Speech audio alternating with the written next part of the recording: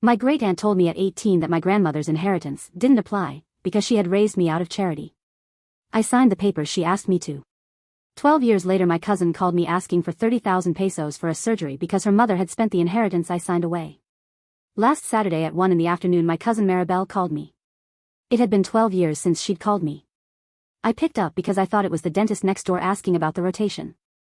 Maribel said, "Rena, are you sitting down?" I said, "Maribel." Maribel said, "Cousin, my mom is in the hospital. The doctors diagnosed her with cataracts in both eyes. They say if she doesn't get surgery within 2 months her right eye goes blind. I'm asking you as family, I need 30,000 pesos. Before we get to the part where everything falls apart, if you enjoy watching strangers get what's coming to them, hit subscribe. We're all here for the same reason and it's okay to admit it." Okay, back to the story. I was listening while watching David, my husband, finishing a zirconia mold in the lab. I told Maribel, "Cousin, give me a day." Maribel said, "Rena, thank you, I knew you weren't like the rest." I hung up. David asked, "Who?" I said, "Maribel." "My cousin." David said, "The one who took your inheritance?" I said, "Yes." David said, "Babe, what are you going to tell her?" I said, "I'm going to think about it tonight." Let me back up. My name is Renata Bermudez. I'm 30. I'm a dentist. I've had my own practice in San Luis Potosí for 2 years, in a quiet neighborhood on the north side of the city. David, my husband, is 33 and works with me as the dental lab technician. We rent an apartment near the practice. We're thinking about a kid this year. I don't have parents. My parents died in a highway accident on the Querétaro SLP road when I was 6. My grandmother Carmen, my father Leonardo's mom, took me to live with her in her house in an old neighborhood downtown. My grandmother Carmen died of a heart attack when I was 8. The one who raised me from 8 to 18 was Alondra, my great-aunt, the wife of grandmother Carmen's brother. My great-uncle Don Memo, Alondra's husband, had died when I was 3, before my parents' accident. Alondra lived alone in a 2-story house in another downtown neighborhood. After my grandmother Carmen's funeral, Alondra said in front of the whole family, "I'll take her, I'll raise her." She was 60. The house my grandmother Carmen owned was left to me, in a will my grandmother had signed when I was born. Alondra has a daughter, Maribel, who is now 45. When I arrived at Alondra's house at 8, Maribel was 23. Newly married, pregnant with the first one. Maribel and I were never close. Maribel treated me like a young housekeeper from the day I walked in. Uncle Esteban is my grandmother Carmen's brother, the youngest of 6. He lived and lives in León. Retired engineer. Married to Aunt Lupe, who died 2 years ago. No kids. Uncle Esteban came to SLP every Christmas and brought me a book. At 10 he brought me Little Women. At 12, 100 Years of Solitude. At 14, El Llano en Llamas. Uncle Esteban was the only one in Alondra's house who spoke to me as a person and not a burden. I'm going to tell a dozen things, because if I don't, this sounds exaggerated. The first time Alondra told me, "I raise you out of charity," I was 9. We were in the kitchen. I had left a glass on the table unwashed. Alondra said, "Renata, in this house we wash glasses. I raise you out of charity and you pay me with carelessness." I said, "Sorry, Aunt." I washed it. The second was when I started elementary school. Alondra told the teacher she would enroll me as Renata Vasquez instead of Renata Bermudez. The teacher told her my birth certificate said Bermudez. Alondra said, "Yes, but now she lives with us, make the change." The teacher said it couldn't be done. Alondra picked me up that day and told me in the car, "The problem with having your father's last name is that your father can't defend you anymore." I was 7. I didn't know what to say. The third was my 10th birthday. Maribel turned 25 that same week. They made Maribel a cake. To me they gave me a used book from the shelf. Alondra said, "Maribel's birthday is the house's birthday. Your birthday is for the family you got, the one that's no longer here." I clapped at Maribel's birthday. The 4th was Christmas of my 11th year. Alondra said in front of the uncles and aunts, "Renata, your grandmother Carmen didn't leave you anything material. She left you the chance to live in a decent house because I decided to open my door. Always remember." My uncles and aunts didn't correct her. Uncle Esteban took me to the kitchen and said, "Mija, don't pay attention to her." The 5th was when I started middle school. Alondra said, "Public school, Mija." Maribel went private because she's my blood. You go to public because you're already getting roof and food. Maribel laughed at the table. I picked up the plate and washed it. The 6th was my first period. Alondra gave me a bag of pads and said, "These you buy. I don't want you asking me each month." I'll deduct it from your allowance. My allowance was 30 pesos a week for school supplies. The pads cost 40 pesos a month. The 7th was at 14. Maribel separated from her first husband. She came back to the house with her baby. Alondra told me, Renata, you're going to sleep in the maid's room because Maribel needs the good room for the baby. I slept in the maid's room for 4 years. The 8th was at 15. Maribel took my gold chain, the one Uncle Esteban had given me at my confirmation. Maribel told Alondra she had borrowed it. Alondra said, Renata, in family we share. I said, Aunt, it was mine. Alondra said, in this house nothing is just yours, Renata. Remember where you come from. The 9th was at 16. A school counselor called me to her office because the teacher had reported I wasn't eating at lunch. I told her Aunt Alondra gave me 15 pesos a day.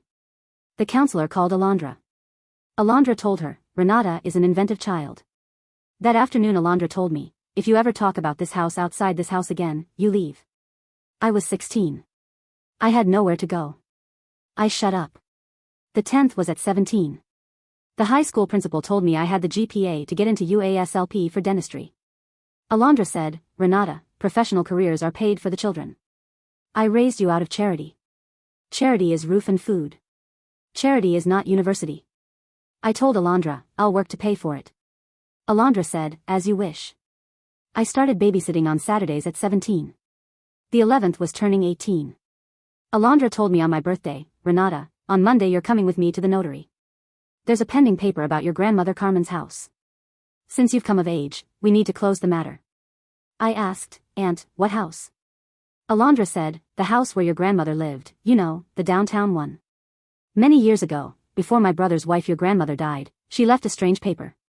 A paper that doesn't really apply because you weren't self-sufficient when she died. I raised you out of charity for 12 years. That's what counts, not an old paper. The notary just wants you to sign that you agree the house goes in Maribel's name, since she's the one who takes care of it. I went to the notary on Monday.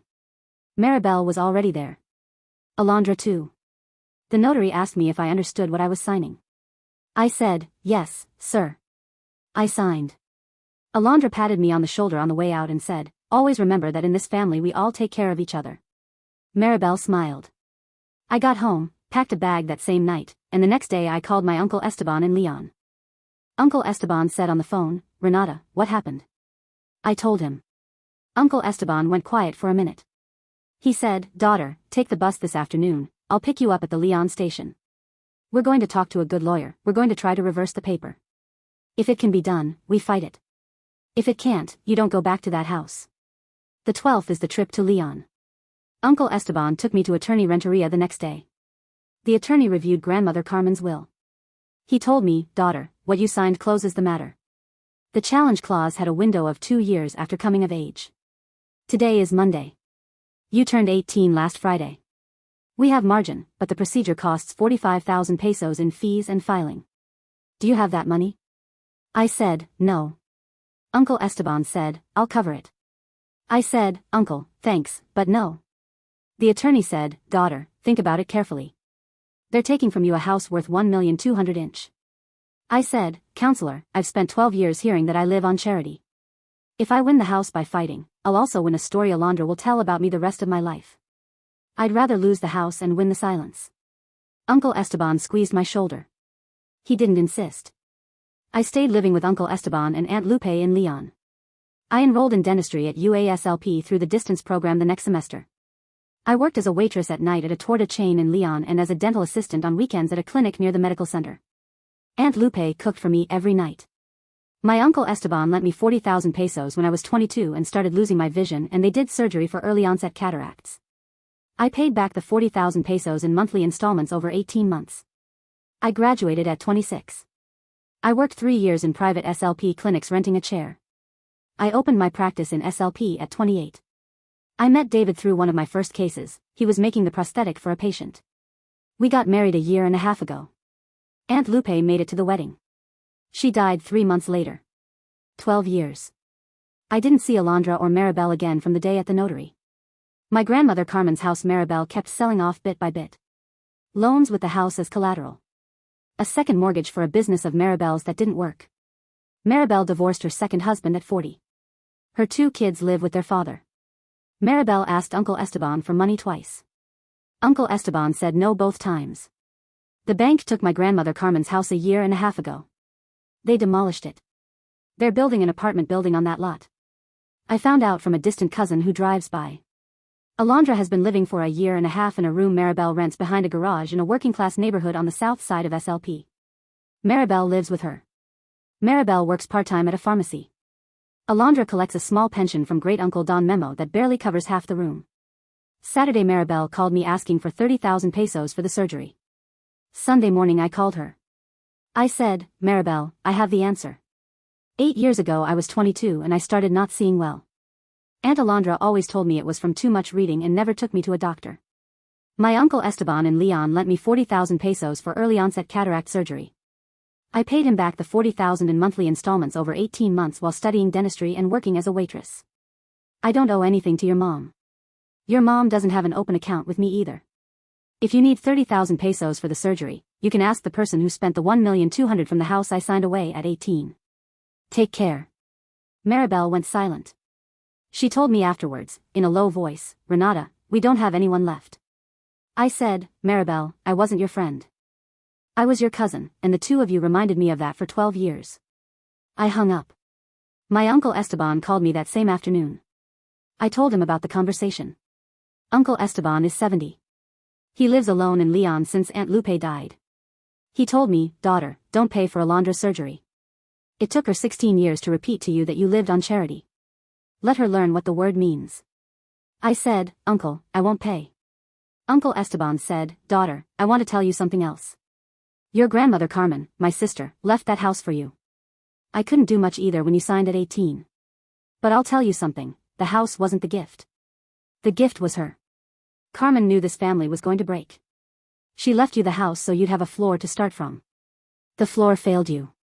But you left for León at 18 with a bag and here you are a dentist in San Luis at 30-inch. I said, Uncle, thanks. Uncle Esteban said, daughter, one more thing. When I die, the house in León where you slept 4 years stays with you. It's already signed. And this time there's no great-aunt to make you sign. Alondra lost the vision in her right eye 2 months ago because the surgery wasn't done in time. Her pension still doesn't cover her costs. Maribel still works part-time at the pharmacy. The school counselor who called Alondra when I was 16 was named Mariela Aguirre. Mariela is now director of student services at another high school. Mariela called me 2 weeks ago to ask if I could come give a talk to the senior girls about how a professional person is built coming from a difficult home. I said, Mariela, I'll be there. I'm going Friday.